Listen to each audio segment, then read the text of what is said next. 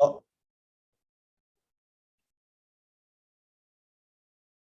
well, hello everyone, and welcome to today's webinar. My name is Yeshua. I'm the Outreach and Social Media Coordinator for the Canadian Cancer Survivor Network. On behalf of CCSN, we'd just like to thank you for attending today's webinar, Remarkable Cancer Survivors Guide, an update on the science of empowerment and what you should be doing with our special guest, Dr. Rob Rutledge. If you're new to CCSN or new to being part of our network, let me just take a moment to give you a brief overview of our organization. The Canadian Cancer Survivor Network is an organization working with cancer patients and survivors to learn about the complexities of our health system, connect with others to plan action, and act on those plans to promote better care and healthier survivorship. So if you'd like to learn more about CCSN, please visit our website at survivornet.ca. You'll find plenty of information there on us, as well as news, events, and other resources that we think you'll find helpful. Two quick things before I hand things off to our presenter. This webinar is being recorded and it will be made available tomorrow on YouTube. The video link will be sent to the email you provided when registering, so you can share this resource or go back and watch it again if you'd like. The slide deck will also be shared on Slide Deck, or SlideShare, I think is the platform. But anyway, you'll receive a link to the presentation that way as well. And at the end of this presentation, we'll have a short Q&A session, but don't feel the need to wait until the end to submit your questions. Sorry, you can submit them throughout the presentation, and Dr. Rob will answer them at the appropriate time.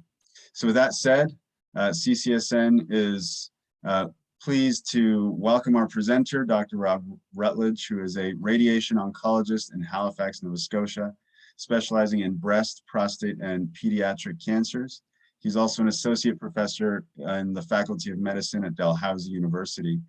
Right now, he is functioning in this role of CEO and chair of the Healing and Cancer Foundation, a registered charity that freely offers educational videos, documentaries, and webcasting seminars like this one. He is the co-author of the book, The Healing Circle, which captures the teachings and inspirational stories from weekend retreats that they run as well. So without further ado, I will pass things over to Dr. Rob Rutledge. Thanks, Yeshua. Really appreciate that. So 6 people entered the waiting room. Why don't you let those guys in too? So welcome everybody. I am excited as always to be able to offer this sense update. So I've given a few talks with CCSN in past, but the science keeps on evolving. The science of how our behaviors and our bodies actually influence the physiology of our body, the kind of soup in which cancer cells can and can't grow. And so it's really what you know intuitively to feel right for you is actually being now proven by science, but also the science can guide you further as to what you need to do. And so I'm hoping to provide that update and overview today. So welcome all, hats off to you. The fact that you're joining means that you're really making a difference there. So when we think about this series, this is number 7 of 8, I guess is going to be. I think about what is it that you want to accomplish? What is your goal from this? And, obviously people want to either be cured of their cancer or they want great longevity. And so this is definitely going to improve that chance. But really, what else do people generally want? They want to feel better emotionally. There's a lot of uncertainty around cancer. And we're also going to address this ongoing pandemic and the uncertainties within the world and how to feel better emotionally, how to stay centered, grounded, and be your best version of yourself through all that. So that's another goal that I'm hoping to help guide. People also want to be able to function better, to have their brain and body stronger, think more clearly, do the things they love to do, right? So again, we're maximizing that function. You can see your cancer journey as an opportunity to grow psychologically and spiritually. And so again, when we love ourselves, take care of ourselves, that facilitates that. The best version of yourself allows you to tap into something bigger and to make those gains and to grow.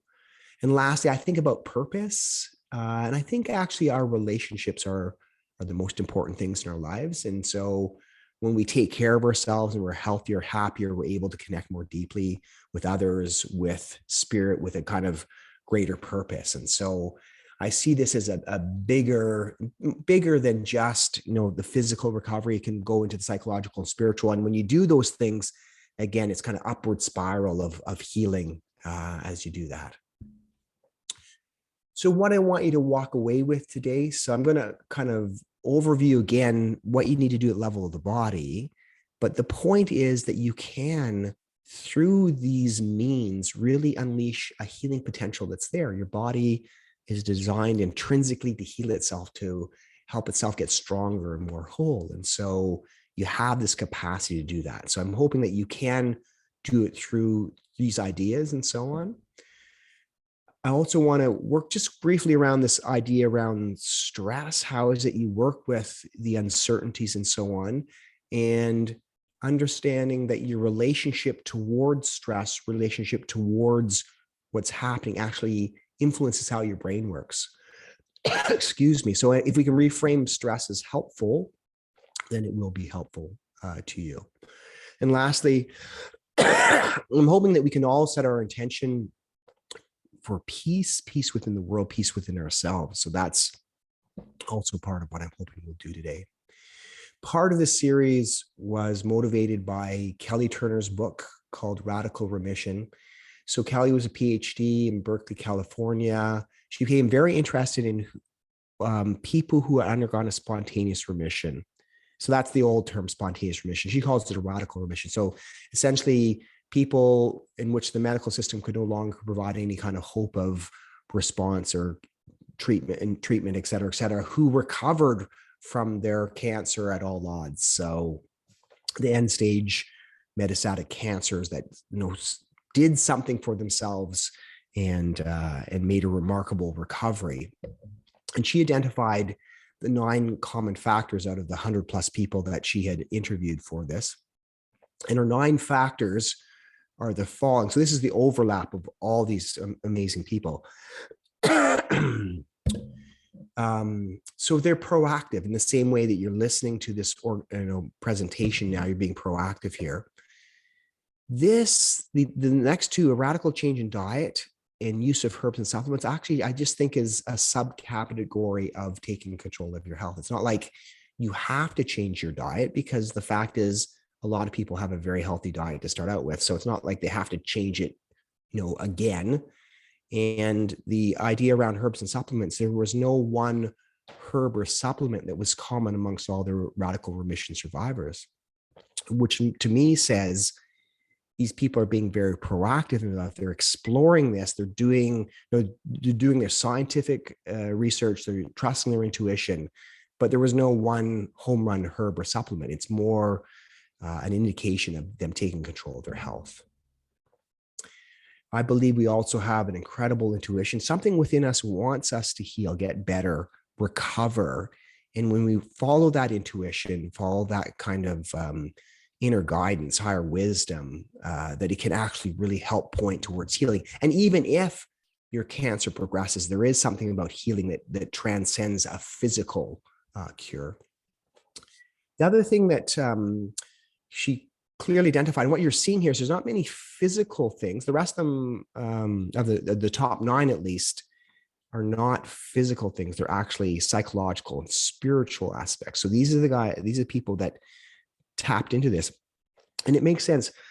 If we can decrease the kind of the conflict, emotional conflict within our minds, and release, for instance, suppressed emotions and promote positive emotions, it somehow, again, releases this kind of healing potential when there's a kind of coherence between the mind and the body. And so when we do that deeper psychological work, there's not this kind of conflictual level that causes a stress reaction in some sense. And note, promoting positive emotions doesn't mean, falsely being happy. It's more like facilitating the conditions in which you can experience gratitude and joy and connection and so on. So those are the ideas. It's not about, just a false face of happiness, happy mask. Embracing social support, meaning facilitating that, garnering that. Having a strong reason to live. We're going to talk about that idea. Deepening spiritual connection as well, right? So when your story transcends just you as the person, the ego, and taps into something bigger, I think that actually is the start of releasing more of that potential.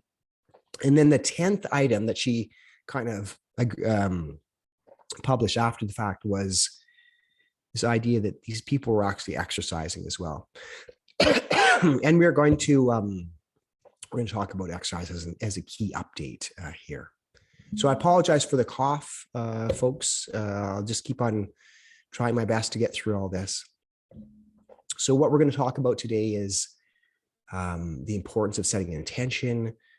Inflammation is actually a key component. And what we want to do is decrease that kind of, they call oxidative stress, or the kind of breaking down of the tissues through lifestyle, right? You want to be in a more, the rest and digest part of your nervous system. So less inflammation, more releasing of potential. We talk about the joy of movement, sedentarism, science of sleep. I'm going to give you a little bit around heart rate variability. And lastly, just this idea around, well, how is it you can improve your mental health in difficult times? So that's what we're going to cover today. I'm also going to put this within the context of what I believe to be complete cancer care, which is that combination of getting the best care from the medical system with what you can do to empower yourself at levels of body, mind, and spirit. So, and it starts with the empowerment piece, which is the understanding both sides, medical system and the complementary side. And so we're not talking about everything. We're actually mostly focusing at level of body here, but at least you understand the concept is that this is one piece of the pie, an important piece of the pie. The first thing I'd say is it's really important to be clear about what you want, what your intention is, how you want to be in this world, because otherwise we can easily get distracted and fall away from our most important values. And so by being deliberate and conscious, we stay focused there. And so for me, it's the start. It's setting the intention at the start of the day, or however it is, going into a difficult situation like a medical appointment or difficult conversation or presentation or those type of things, is being able to remember how is it you want to be? Like how do you want to manifest? You have this opportunity, you have a spirit, you have energy, and then you get to choose how to be your best self. What is your best self? And try to keep on focusing on that. And so I think it's really important to be conscious around that. And I see it in my own life happening in 3 ways. So as a ritual, we slept in this morning because we're both recovering from COVID here. So doing my meditation, using heart rate variability monitor, which is like the relaxation piece of this. But at the end of that, I kind of put my hands up and say, how is it that I can serve? So that's what's my priority, right? How is it I can bring love into this world? How can I be of greatest benefit to other people? So I'm focusing on that. That's what's important to me. So that's as a ritual, and hopefully that follows me throughout the day. And then a couple other situations, going into difficult situations like, medical appointment. So just like in the waiting room or as you're sitting in the clinic room, it's like, how is it that I want to manifest now? What's important to me? So in that situation, you say, I want to be clear. I want to advocate for myself. I want to ask good questions. I want to get the best medical care for me, because that's the most important thing in the situation, right? So you're understanding, and then you're focusing on how you want to be. And then lastly, and it's the hardest by far, is sometimes we do get stressed and flustered and angered or whatever, taken away from our best selves. And if you can be mindful of that, see yourself getting agitated And then remember, oh, what is it that how do I want to manifest? How do I want to be?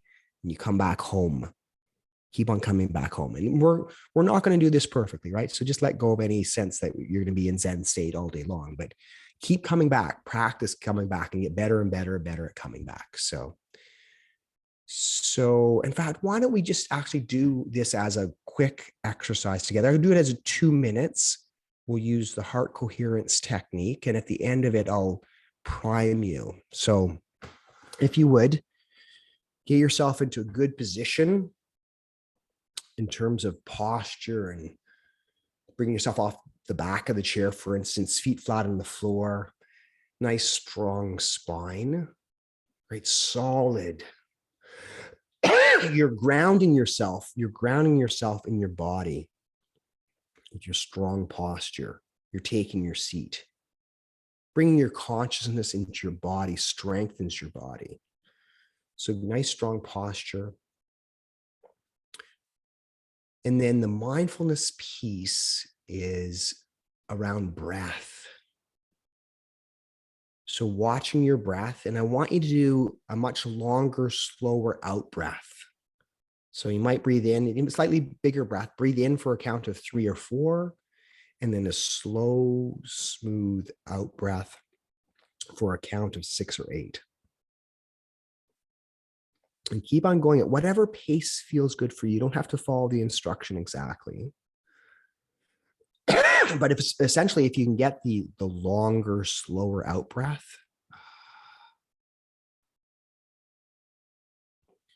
you're really allowing your body to relax.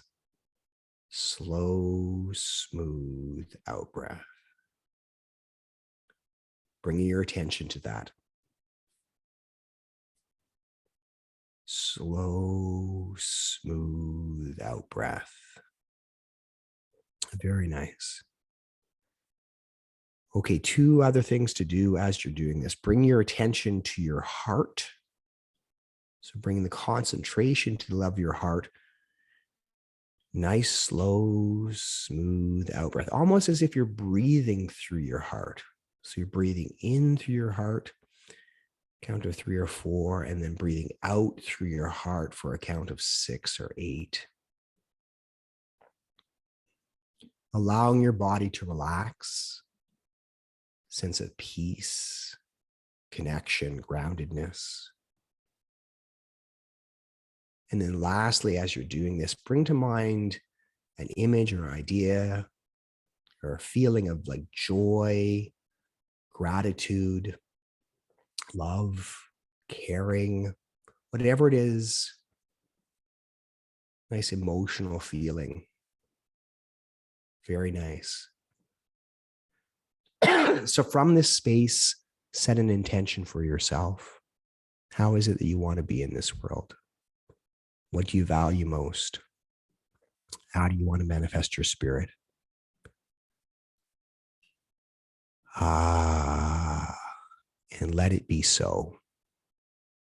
Very nice. Okay, so you can, in fact, why don't you just stand up for like 10 seconds and just allow that to sink in a little bit. Let that sink in. You can release and come on back down, sit, however, whatever feels good for you. Okay. So the first update is that something called inflammation. And essentially it's the irritable hormones, chemicals in your body. So for instance, when you cut your skin or get a little infection in your skin, you can see all the kind of the redness and swelling and all that stuff. That's an inflammatory response. The chemicals in that region are kind of irritated and they're causing all sorts of extra cells to kind of come into the region. What we're trying to do is not have too much inflammation in our body. And yes, it has its purpose and we need an inflammatory response to fight off infections and all the rest of it. But for the most part, if we're in a more relaxed, positive state of mind, then it would be the appropriate amount of inflammation that reaches out towards whatever threat is there. We don't want this kind of chronic irritation of the tissues, because if you're chronically irritating the tissues, then you're chronically irritating all your cells in the body. And I believe it's that chronic irritation that really increases the risk of cancer. First of all, the development of cancer, but then secondly, the change of slow growing cancer cells into fast growing cancer cells. So the less irritation that you have, the less likely you're going to make things worse for yourself. And inflammation causes all sorts of kind of worsening of function within the body, especially if it's chronic, ongoing, and severe. Guys with prostate cancer have a very high risk of heart disease as well. And the reason I think that's true is that it's the same process. The inflammation is causing the prostate cancer. It's also causing the blood vessels in their heart to kind of narrow. So we want to have less inflammation in the body. There are many sources of inflammation. So the one that you can control a lot is around your diet. If you're putting stuff in your gut like red meat that irritates the system, that's a source of inflammation. Obviously, if we get ourselves really scared and worked up, or feel really isolated or overly stressed, stress can be good as well, but the kind of psychological stuff causes this kind of fight or flight reaction, releases the chemicals that causes more inflammation in the body. And then obviously you're going through cancer treatment. If you're in that phase of your cancer journey, those things also can cause inflammation. So we want to be able to settle them down and not have them ongoing and irritating the tissues. Okay, so inflammation is the concept that I want you to think about. And there are a lot of different ways that you can decrease the amount of inflammation in your body. So remarkably, if you exercise, or at least develop a positive sense of movement in your life, especially not sitting too much and standing up, decrease inflammation.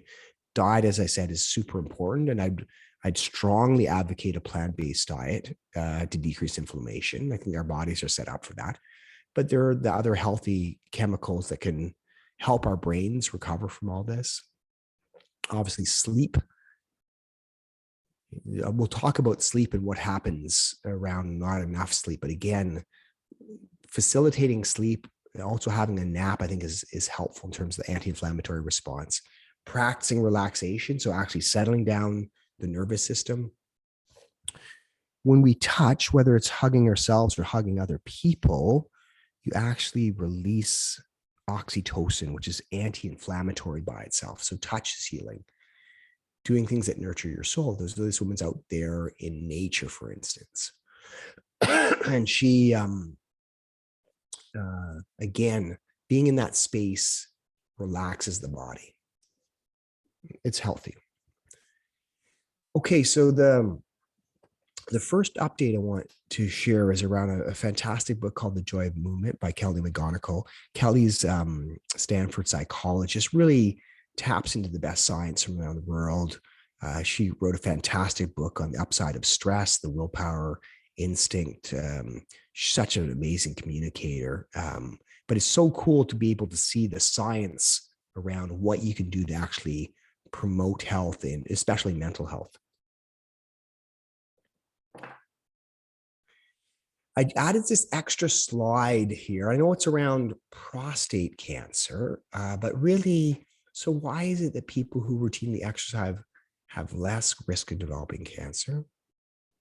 Or even people who have a cancer diagnosis, certain cancer diagnoses like breast, prostate, colorectal, some other endocrine type tumors, actually have less chance of dying of their cancer. Well, I'm not going to go through each of those explanations, just to say the exercise changes the chemistry within the body, right? So when you contract those muscles, it releases. Sorry, I'm just listening to another webinar. Myokines. So it's the chemicals released from the muscles that actually have an influence on all those other cells. So that's the first thing. It says it changes the soup in which the cancer cells can grow. Improved immune function. The hormones adjust according to those chemicals. There's less inflammation. I guess this is what I'm talking about, is less inflammation and oxidative stress. Changes how, if you have a lump of cancer, how the blood vessels can change that. Modulated gene expression. It's incredible that by exercising, you're actually changing how the chromosomes and all the cells of the body actually put out new genes and proteins. Epigenetics means the soup in which the cancer cells are grown. So there's lots of circulating factors. So for instance, insulin growth factors, when we have a like super sugary drink, we cause these extra molecules called growth factors to prime cell growth and prime cancer cell growth. So we don't want to have the sugary drinks because it's just not good for us in lots of different ways. But interestingly, the muscles release chemicals that stop that from happening or decrease the amount that happens. So again, amazing science.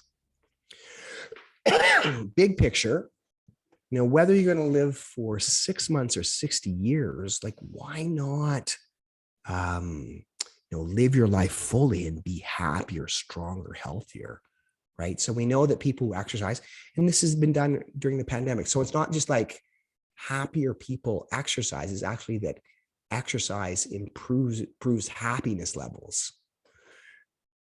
You're physically changing your chemistry, your mind.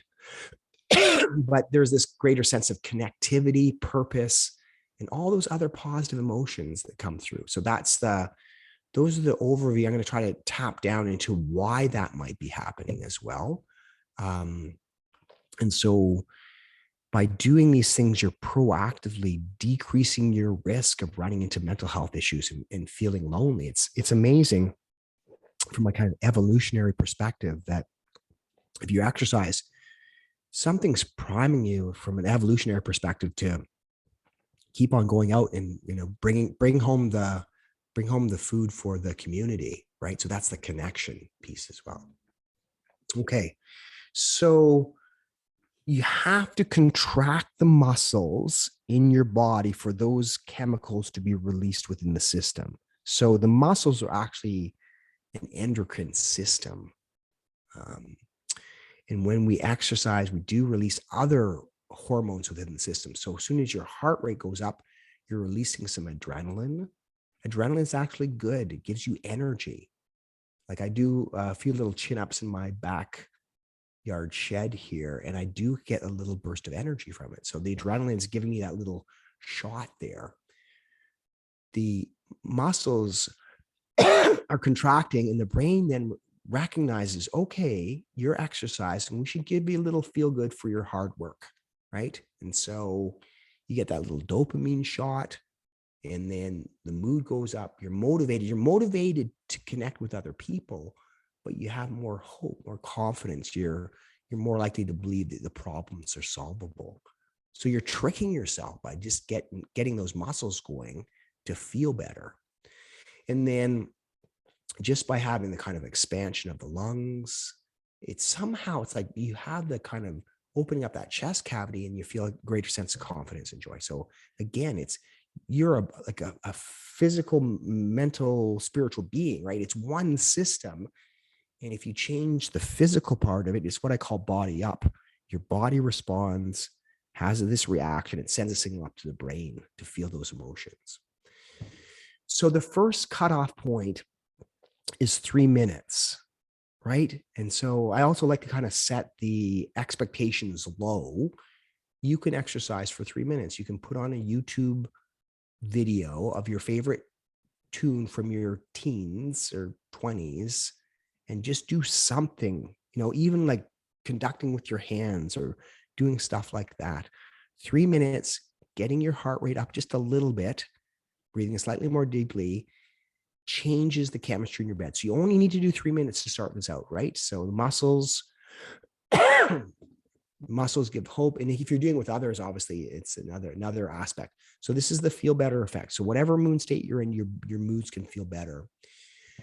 Watch for that, especially if you see yourself, I'm starting to drop into kind of more depressive feelings. I'm not feeling good right now. 3 minutes, get up, YouTube, have some fun there. The other thing I think about is like all the frustrations that we can suffer as well. It's like punching the pillow, but instead of doing that, you're letting out the pent out emotions through some sense of exercise. And so again, if you're anxious, got too much pent up energy is another way to release and feel better. Okay, what can you do to feel even better? So even within the 3 minutes, one of them obviously was adding music. By music just by itself, if you like that tune, you get that extra dopamine rush and it changes the brain's chemistry. And so you get more energy, more joy. So one is add music. It's easy enough to do. If possible, do the physical activity with others, what they call collective joy. Now, yes, it's not necessarily possible, but there are, different organizations in Canada, for instance, are now, offering free exercise, like Zoominars type thing. So you can even if you're homebound, you can tap into doing physical activity with others. But one of the processes is not to be so focused on our internal process, to be able to say, oh, this is what happens to people, right? So as you're connecting with others, there's the sense of community, belonging, trust, and empowerment. So we're all so wired for that sense of connection with others. Lastly, the thing that you can do is to see some of the sky. It says, no matter what, no matter where you live, even if you're in the kind of core of the city, you can get outside. Usually there's some park trees, et cetera, but at least you can see the sky. So see the natural world as best you can. So do any of those. Your 3-minute power walk outside, see the sky, you will feel better. Okay. The next cutoff point is 20 minutes. If you can get yourself out to 20 minutes, something else clicks in your brain, and it releases the chemicals that will give you a persistent high, or residual effect on mood, right? And if you run on the anxious side, you might want to exercise first thing in the morning for at least the 20 minutes, because then you can get that feeling that follows you throughout the day: pleasure, hope, courage. So what happens there is that you're actually getting the deeper chemicals that allow you to do more work. So nature has set it up such that if you're out there exercising, nature knows that's important. And so it's going to make you feel better, make you feel happier. Endocannabinoids, yes, it's similar to cannabis. It's the same kind of chemical roots there. So you're giving yourself like a little bit of soothing on that side. Obviously, there's a purpose, right? You can persist more and get through your pain better, increases your energy, decreases the worry, self-doubt. It's all set up from a kind of evolutionary perspective. And then we're more motivated actually to reach out to others, and that will improve your mood in the long term if you can connect and find that community and find a greater purpose. Okay, so the persistence high, you can also look at this from a kind of symbolic point of view. So for instance, if you're lifting a heavy weight, you can say to yourself something like, I feel my strength, right? So you actually experience your own strength. Or from a symbolic point of view, if you're out on a power walk, you feel like I'm on my journey, like I'm making progress on my journey, on the journey of life, right? So you're now this kind of self-talk of I can persist, I can take on a challenge. It actually helps you from a deep psychological level. And even if you don't do that, exact self-talk, metaphorically and subconsciously you are getting that same benefit. It's like, wow, I'm alive. I have this body. I'm living my life. So, start small, and doing anything, even 3 times 10 minutes per day is fantastic. The science says try to get out to that 150 minutes per week of something that's moderate, kind of slight sweat on the brow, et cetera, et cetera. They're also saying that strength training, as you use those big core muscles, you're releasing more of the myokines, more of those chemicals from the muscles. And so strength training is part of it, flexibility, coordination. And I would 10 times more take somebody who is exercising, but is carrying too much weight over somebody who might be slimmer, but is not exercising. Exercise trumps any sense of maintaining, the weight issue. So you want your body to feel healthy. You want your body to feel strong. That's way more important than any number on a scale. Okay, so then how do we do this? How do we trick ourselves? Essentially, it's a trick or routine until the habit becomes formulated or set down or ingrained. You need to kind of trick yourself into this. And in fact, there is a training effect over like 4 to 6 weeks. You keep getting stronger, and you actually are able to release more adrenaline after a month or 6 weeks than at the start. So you will get more benefits. So please don't judge it if you just do your 10-minute power walk and you don't feel better that particular day. It does take some persistence. And this is also the symbol. The symbol for you is, I want to get stronger. I want to get better. I want to recover from my cancer diagnosis. I want to heal. That's the spiritual perspective, is that you're setting that meta message from on high into your body, and your body responds to that. So we trick ourselves. We trick ourselves by saying, well, let's do something that's fun. Because you want to do it for the years and decades ahead. You want to make it reliable, reproducible, make it fun, make it interesting. One of the ways to do that is make it social, do it with somebody else. So you have some accountability, create a routine. So you figure yourself out. How is it that this particular psyche will do this? And then you trick yourself into doing it. And then you'll feel better, and then you get the positive benefits. Okay. Need to do the work, to have the discipline, do the work of this stuff. Okay. Big update here. Sedentarism. It's essentially sitting too much. Whether we're lying or reclining, all these different activities, watching TV, sitting down as you're catching up on your smartphone, commuting time, reading, TV, Netflix, whatever. It's like we're at such risk of having this issue. The problem is it's really, really, really bad for your health to sit, well, more than an hour or two at a time. But if you're thinking about you're sitting 6+ hours per day, that's a lot of sitting. If you don't break it up, if you don't get up and get the muscles going. The problem is that when we sit too much, it changes the metabolisms of our fats and sugars in the body. And it changes, the chemistry within the system. So we can put on more weights. The sugars get too high. There's the insulin related growth factor. This is bad for us. So what this says here, cardiovascular, so whether that's your heart or your brain in terms of stroke, 25% relative risk higher. So if you have a 20% risk of having a heart attack over the next 20 years, then it's whatever, 25% risk if you're sitting too much. Diabetes is almost doubled in terms of its risk. Cancer.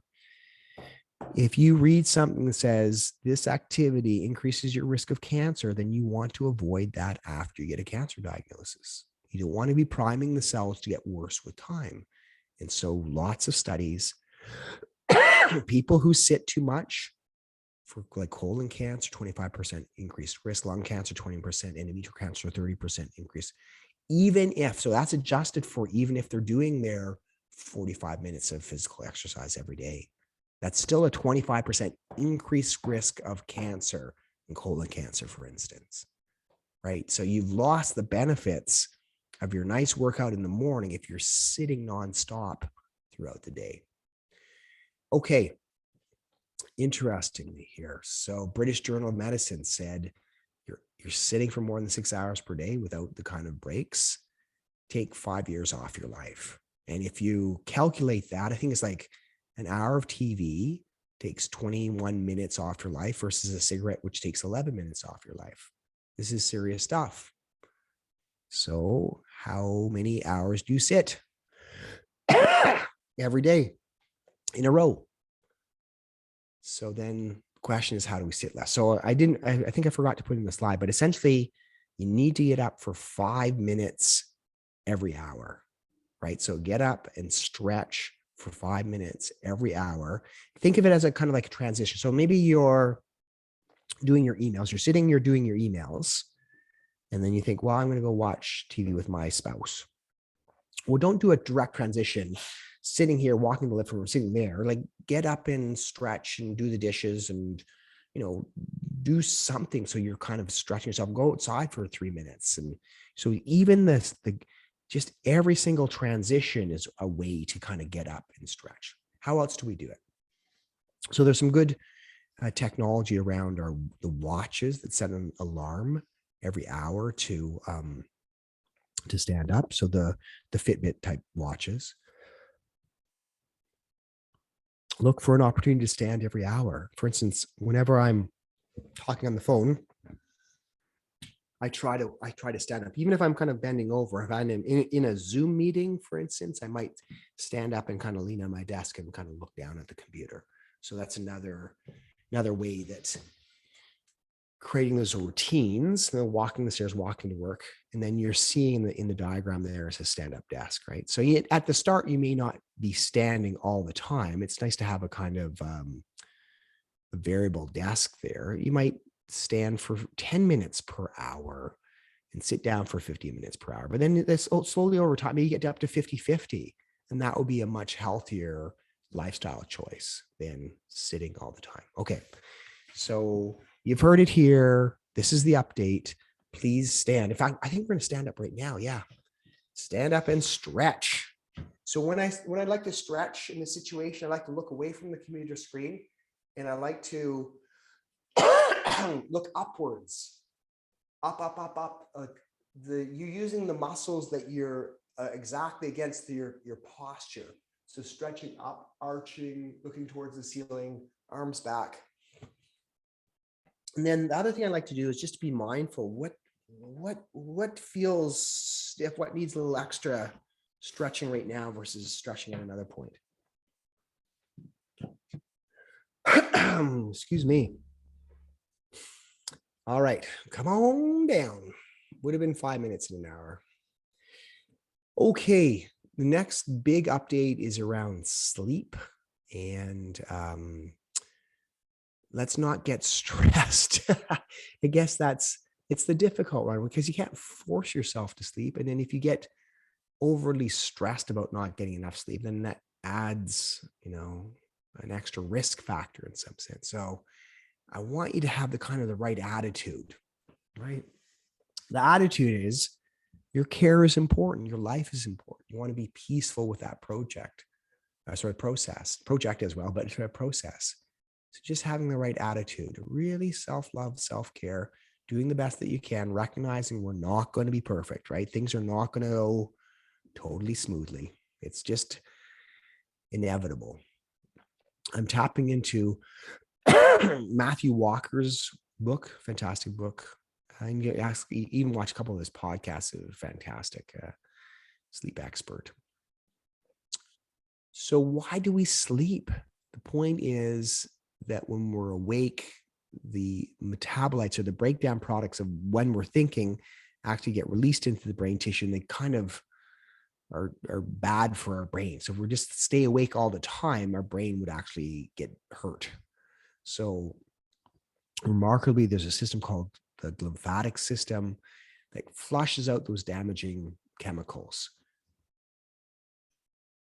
It happens especially during non-REM sleep early in the night. So in fact, the brain cells actually shrink a little bit.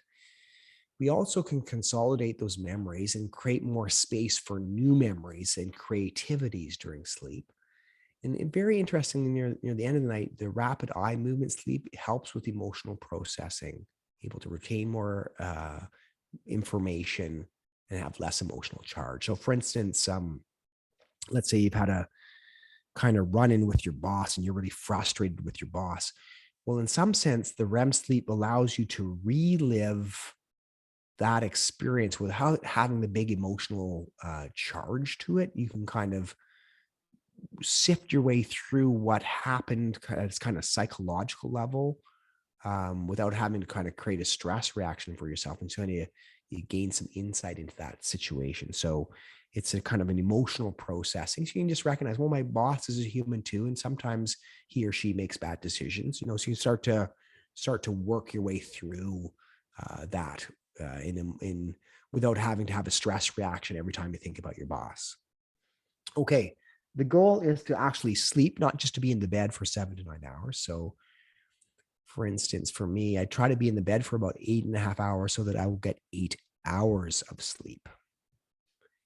There's the lymphatic system, essentially a big diagram to say that the brain cells actually shrink during sleep. So it creates more space around the cells, allowing that fluid and the chemicals to be flushed by the system out through the CSF pathway.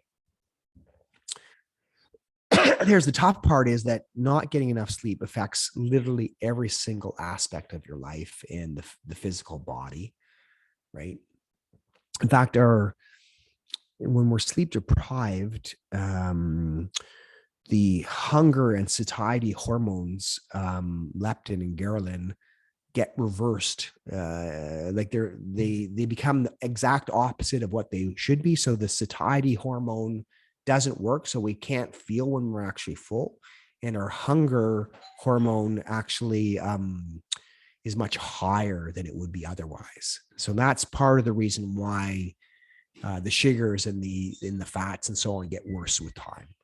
But really kind of damage the brain cells. The immune function doesn't work as well. We increase risk of cancer. Again, ding, ding, ding, ding, ding, ding. If it's a risk of cancer, you don't want to do it after you get a cancer diagnosis. And obviously, what I'm really trying to focus on as well is this idea of mental health. How is that you can feel better, happier, more connected, right? Well, try to get a better night's sleep. Okay, you'd also say, I'm going to give you some general advice, but look for those opportunities to see an expert, especially if you have a sleep disorder. If you're snoring very loudly or the breathing stops for 5-10 seconds, especially if you notice that in your partner, you need to get into a sleep expert or the family doctor. You can't function, you're falling asleep driving, can't concentrate, don't have enough energy, want to sleep in the morning. Those are all signs that this is more serious and you need something more than general advice. I like the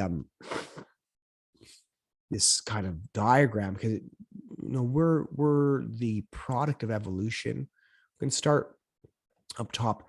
Melatonin is the hormone that gets the different parts of your brain to start working towards getting you to sleep. So melatonin doesn't put you to sleep as much as is more like a coordinator or the starter at a race. So melatonin is important, but it's not the sleep hormone itself. Restorative sleep is in the first part of the night, REM sleep during the second part of the night. And then start your day by getting some sunlight. We'll talk about that. You're more likely to be in the high alert phase in the morning. And then you really want to limit your caffeine. We'll talk about that. And then start to reproduce our evolutionary history by dimming the lights. We'll talk about the less technology, but essentially having this routine is the best way to get a better night's sleep. Here's the typical sleep cycle. So you're going to go through 90-minute cycles 90-minute cycles throughout the night. And you actually do wake up. You may not remember it, but you wake up briefly at the end of the 90 minutes. Hopefully you get back to sleep. And what you see is this deep stage 4 sleep near the start of the night really flushes out those chemicals. Very, very important part of it. And then relatively speaking, you get more and more rapid eye movement sleep near the end of the night, the kind of more emotional processing, some of the memory stuff as well. Healthy sleep habits. So just generally speaking, if we have less perceived stress, less general anxiety throughout the day, then we're going to be more calm state. We'll be able to sleep better that night. So everything I'm talking about, this anti-inflammatory diet, anti-inflammatory lifestyle feeds right into this, right? So we practice meditation. We reframe our stress as helpful. We exercise or add movement to our lives. All those things will improve the quality of one's sleep. And then there's this whole science called sleep hygiene. Actually, it's called healthy sleep practices. They've changed the naming around that now. essentially you're training your brain to fall asleep and stay asleep when you're in your bed. And so what I like to focus on is creating conditions in which that's more likely to happen. But you are training, it's happening over a period of time. And the number one idea is to have a routine, getting to bed at the same time, getting up at the same time, same activities coming in, same activities waking up in the morning. It's really, really, really important. So that's number one by far. And one of the things you can do is actually set a lights out alarm. Meaning, for instance, if you want to get to bed at 10 p.m., you might set your alarm for 9:45 p.m.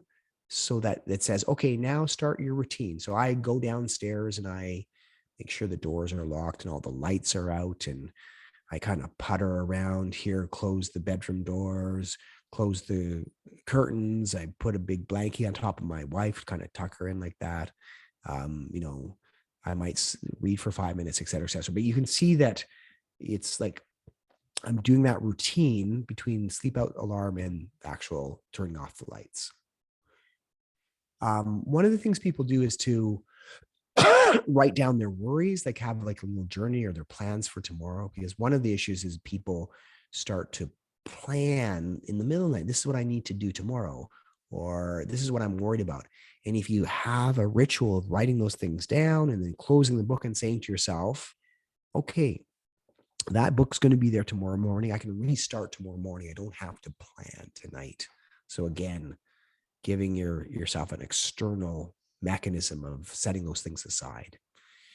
Get up at the same time, even on the weekends, sorry to say. Okay, promoting healthy sleep is also means avoiding the stimulants. So the screen time, screens cause blue lights. In fact, we watched a film last night. It took me a little longer to get to sleep. It was too kind of stimulating a film just prior to bedtime. So I probably delayed myself by about half an hour because I watched it there. I probably should have watched with my blue light glasses on. But anyways, 1 to 2 hours beforehand. You want to read maybe a paper book as opposed to looking at a screen. Try not to have the heavy exercise and the big meal a couple hours beforehand. If you get hungry, yes, you can have a light snack.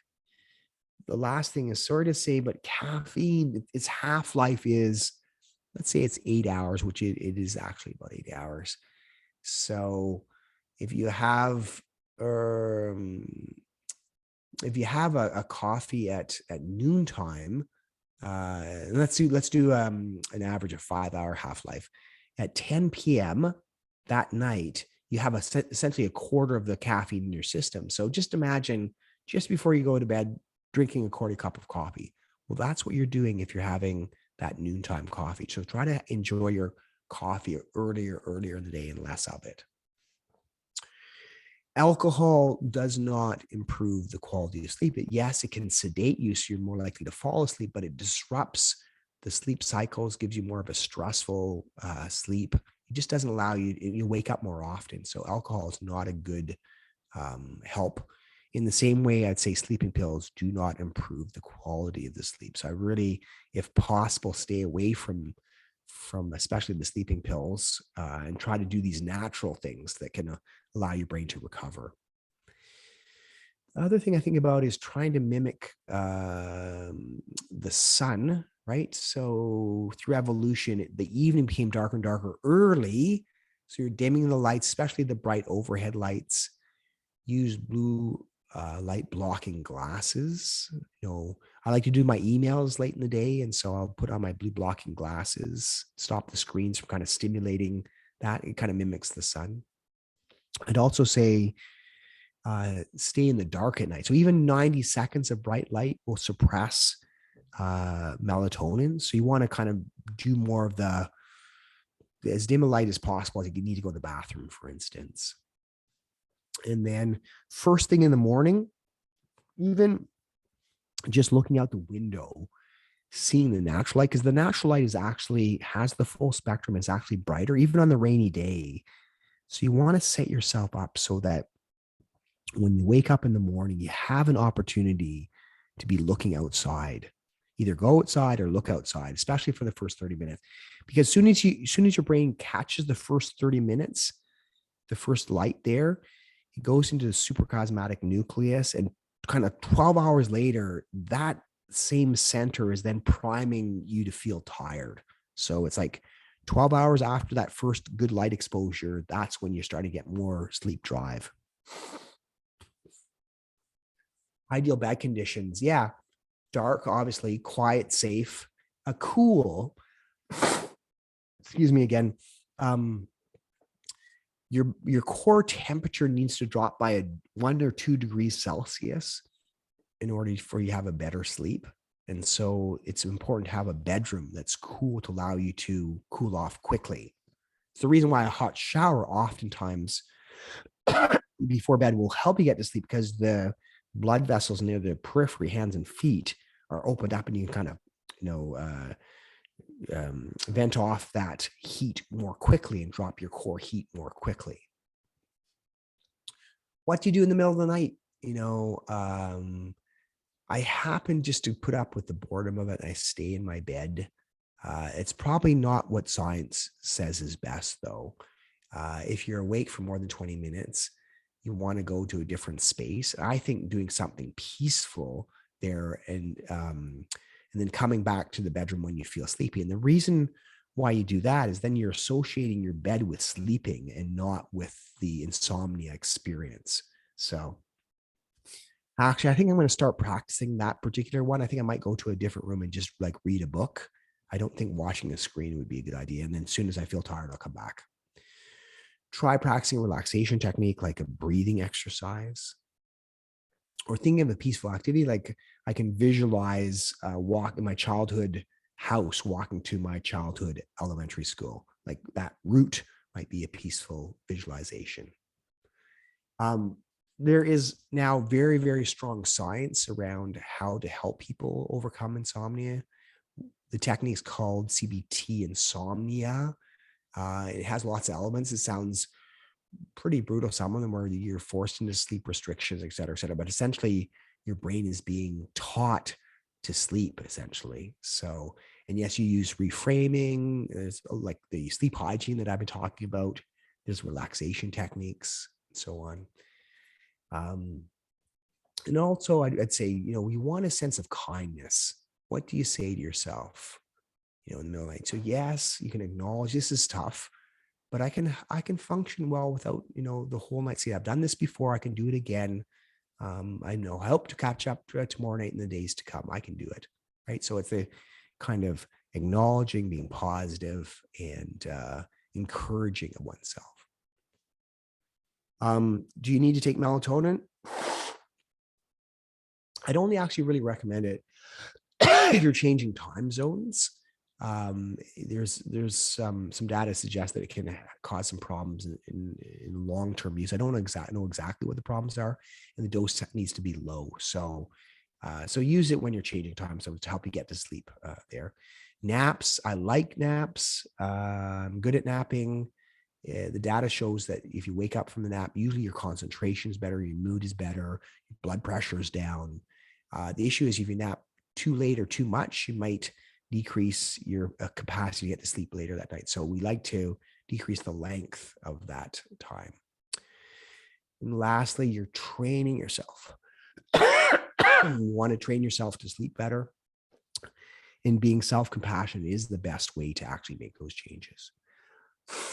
Okay, I'm just going to finish off with some science around, sorry about that, some science around heart rate variability. So using biofeedback to meditate, for instance, when I got you to that long, slow, smooth out breath, you're actually priming the parasympathetic part of the nervous system, which is the relaxation side.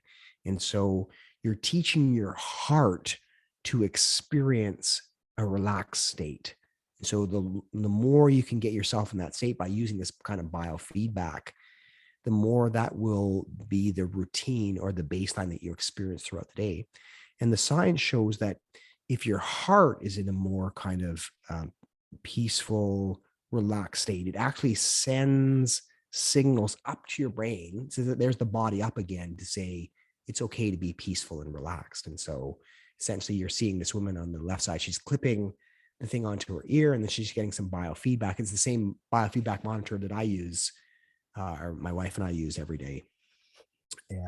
So essentially you're training yourself to be more relaxed. So giving you biofeedback 10 minutes per day has been proven to help all sorts of conditions like blood pressure, diabetes, mental health. It's like post-traumatic stress. There's like so much stuff that, practicing a relaxation technique like meditation is very, very helpful. And, so now the update is that there's very good biofeedback monitors that can help you through this process. So HeartMath is the one that we're using there.